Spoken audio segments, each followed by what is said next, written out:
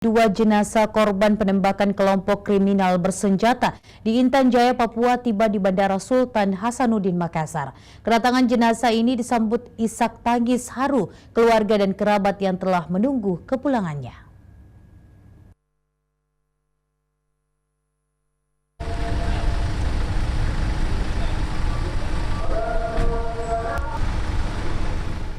Usai diterbangkan dari Kabupaten Mimika, dua warga yang menjadi korban penembakan kelompok kriminal bersenjata di Intan Jaya, Papua, tiba di kargo Bandara Sultan Hasanuddin, Makassar, Sulawesi Selatan.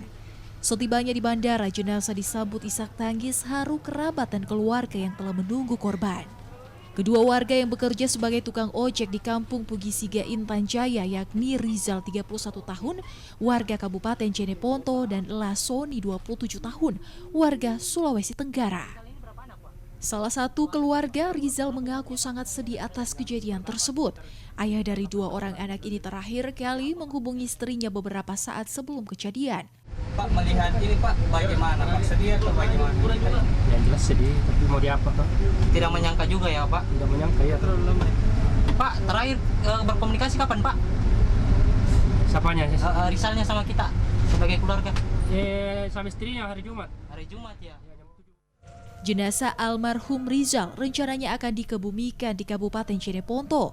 Sementara jenazah Lasoni kembali diterbangkan dari Bandara Sultan Hasanuddin, Makassar ke Kendari untuk segera dimakamkan di kampung halamannya di Kabupaten Muna, Sulawesi Tenggara.